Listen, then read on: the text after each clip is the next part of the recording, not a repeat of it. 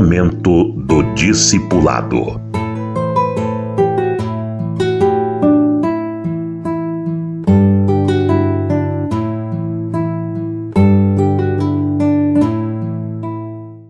A opressão estimula o discipulado, a fartura não. A vida fácil não ajuda o evangelho, nem a transmissão através do discipulado.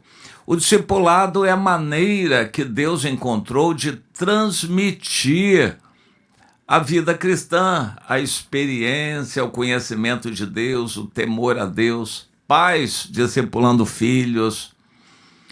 Mas da facilidade na fartura, isso não acontece. Quando há muita opressão, por exemplo, nos países comunistas, que ainda são poucos, mas onde a opressão ainda é forte, os pais se esmeram em transmitir a vida cristã para os filhos. No mundo ocidental, na vida fácil, na fartura do capitalismo, isso não acontece. Os pais largam os filhos. E nós vemos muitas outras situações. A Bíblia traz, no livro de Juízes, muitas situações em que o povo se acomodou. Os pais não transmitiram para os filhos o padrão de Deus. O livro de Juízes é uma repetição de histórias muito tristes. Deus abençoava o povo relaxava e caía todo no pecado. O Josué não se esmerou em formar líderes para uma nova geração. Os anciãos que conviveram com ele, que tinham ainda a lembrança do passado de Moisés, ainda permaneceram fiéis a Deus, mas toda aquela geração foi embora e nasceu uma nova geração sem discipulado, uma geração da riqueza, da fartura da terra prometida. E eles estavam tão ocupados com as coisas mundanas que eles não se voltaram para Deus, e foi uma lástima. Deus teve que ficar mandando inimigos para oprimir o povo. Imagine o povo que tinha uma terra maravilhosa, que emanava leite e mel, prometida por Deus, tomou posse daquela terra, se enriqueceu na terra e se afastaram do Senhor. Depois da Débora, uma situação muito interessante, a Bíblia diz que a terra ficou em paz 40 anos. E os filhos de Israel então fizeram o que era mal perante o Senhor. Por isso, o Senhor os entregou nas mãos dos midianitas por 7 anos. Foi uma opressão muito grande, e então veio o Gideão. No meio daquela opressão, Deus levantou o Gideão. Pessoas começaram a se preocupar com seus filhos e a transmitir o temor a Deus, e isso fez com que o Gideão fosse gerado um homem com temor a Deus. E os midianitas foram um povo muito interessante, que oprimiu os israelitas sem escravizá-los. Eles não tinham interesse em escravizar os israelitas, eles apenas destruíam a terra dos israelitas e não deixavam sustento algum e levavam o gado que eles podiam. O povo de Israel gemeu, se empobreceu, passou fome e começou a clamar ao Senhor, pedir misericórdia a Deus. O Senhor sempre atende, enviou profetas e depois levantou o Gideão. O Senhor tem interesse em que façamos discípulos. Jesus deixou uma ordem: fazer discípulos. Ele deu o exemplo. Os apóstolos que estiveram com Jesus também deram um exemplo. Porém, com o passar do tempo, o povo se acomodou e não fez mais discípulos. Hoje, as igrejas mudaram completamente o sistema de educação cristã, de formação de novos crentes e, de certa forma, institucionalizaram o batismo sem que haja discipulado. E as pessoas entram para as igrejas, assistem reuniões, tomam decisões, se batizam e não são discipuladas.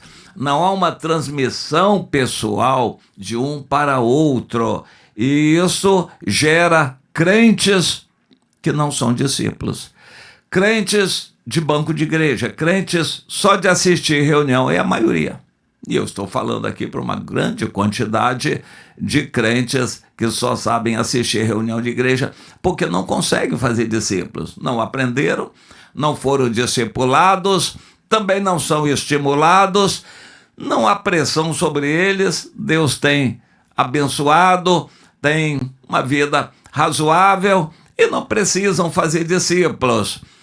Mas eles não entendem que fazer discípulo é ordem do Senhor. Quem não faz ou não está preocupado em fazer, está desobedecendo ao Senhor. Mas isso não é falado nas igrejas, então os crentes se acomodam. O livro de Juízes é um compêndio de experiência de como o povo de Israel se acomodava e Deus os incomodava com dificuldades. Nesse sentido, a gente não chega a pedir, mas até acharia bom que Deus mandasse uma guerra contra o Brasil, uma perseguição forte, e o povo de Deus iria gemer, passar necessidades, mas buscar a Deus. Num sentido espiritual, a perseguição pode ser útil, a gente não deseja. Mas, por outro lado, o apóstolo Paulo deixou claro que existência de perseguição é prova de fidelidade. Quando não se é fiel, não vai haver perseguição. 2 Timóteo 3,12.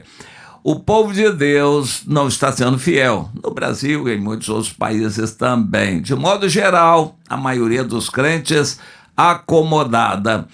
E alguns que querem servir o Senhor também acabam se acomodando, porque a maioria está acomodada. O exemplo gera crentes iguais, e Deus triste por isso. Não há discipulado, não há vidas santas e se esforçando por fazer discípulos.